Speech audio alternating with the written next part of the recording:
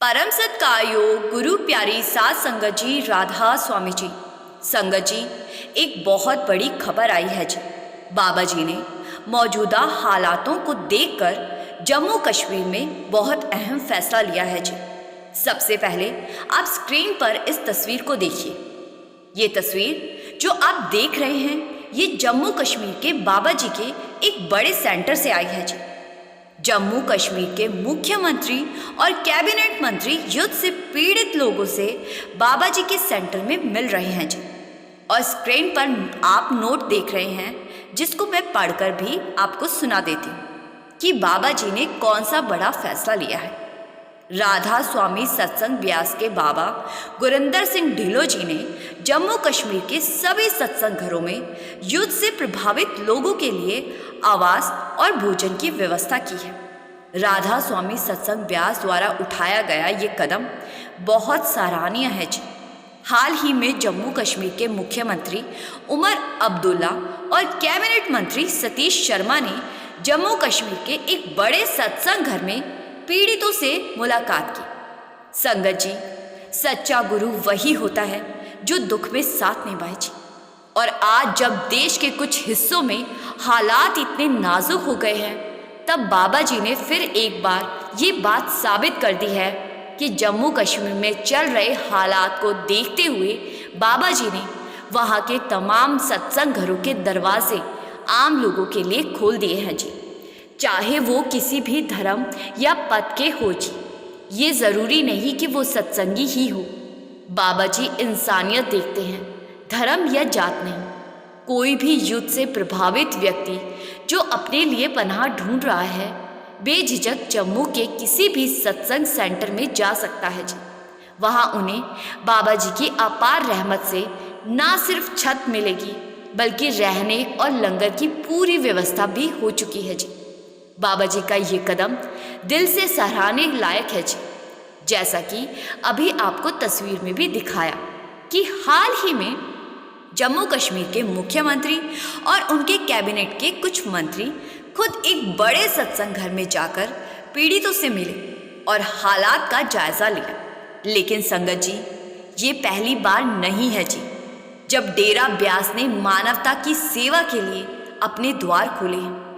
अगर हम पीछे मुड़कर देखें तो हर आपदा के समय सदगुरु और डेरा ने देश की सेवा में कोई कसर नहीं छोड़ी जी। देश में कहीं बाढ़ आए या भूकंप, बाबा जी हमेशा लोगों की मदद करते हैं जी। और अपनी संगत को भी यही शिक्षा देते हैं। अगर हम शुरुआत से बात करें कि कैसे बाबा जी के डेरे और सेवादारों ने आम लोगों की मदद की, तो सबसे पहले हम देश बंटवारे की बात करते हैं जी। 1947 के विभाजन के दौरान जब लाशों से भरी ट्रेन अमृतसर और ब्यास पहुंच रही थी, उस वक्त बड़े महाराज जी ने डेरे के सेवादारों को साथ लेकर मरने वालों का संस्कार पूरी मर्यादा और सम्मान के साथ करवाया जी। जो लोग घायल थे उन्हें डेरे में ठहराया गया जी। उनका इलाज हुआ और भोजन की भी व्यवस्था की गई जी। फिर 1965 और 1931 की जंगों में हजूर महाराज जी ने वही परंपरा निभाई जी।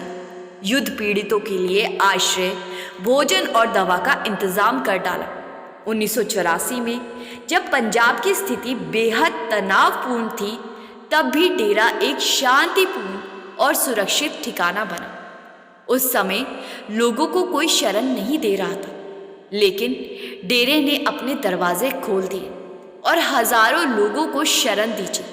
उस दौरान हजूर जी ने शरण पाए लोगों के बच्चों के लिए डेरे में स्कूल की भी व्यवस्थाएं करवाई थी जी, जिससे कि बच्चे वहां पढ़ाई कर सकें।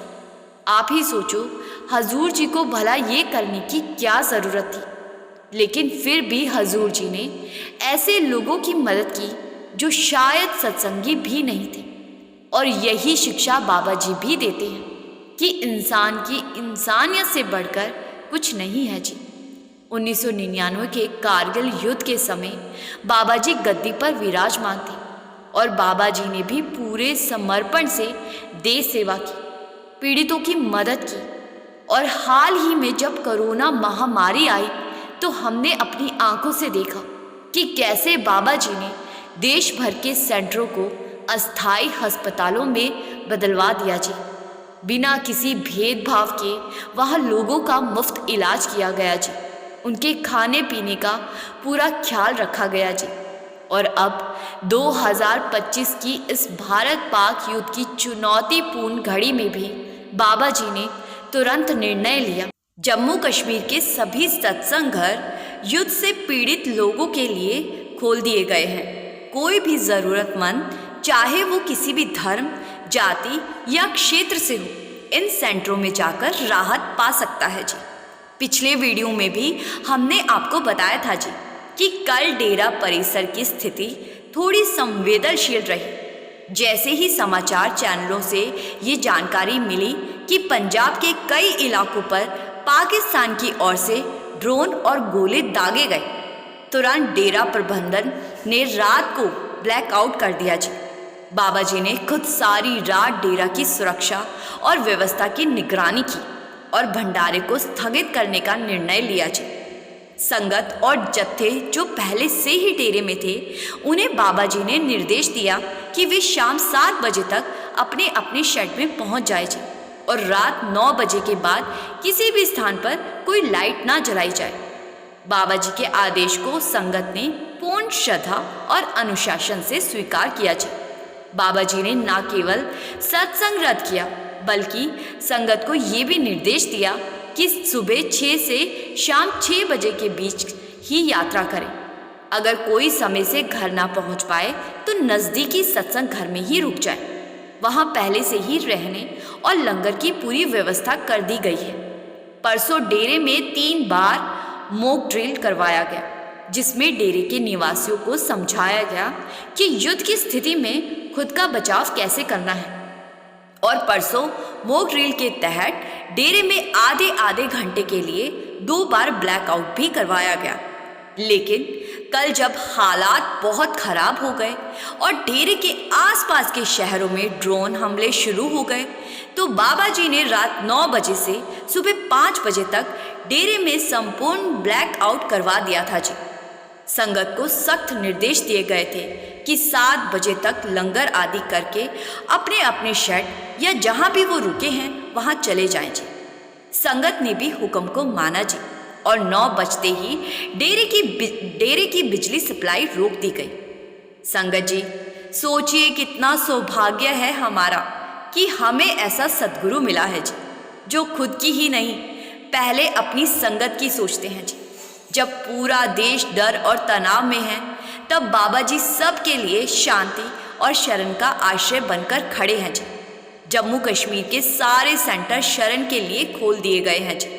और बाबा जी के सेंटर में शरण पाने के लिए किसी को राधा स्वामी कहलाने की ज़रूरत नहीं है जी। बस इंसान होना ही काफ़ी है जी। कोई भी पीड़ित व्यक्ति वहाँ पहुँचकर राहत पा सकता है जी। 11 मई का भंडारा तो कैंसिल हो ही चुका है जी।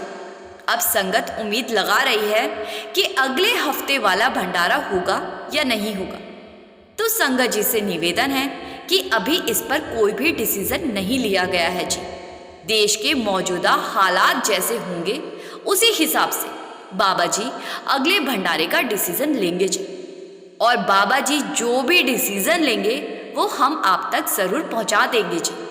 संगत जी से विनती है कि इस संदेश को जितना हो सके जी उतना आगे बढ़ाइए जी, क्योंकि शायद कहीं कोई ऐसा है जो इस मदद की तलाश में है।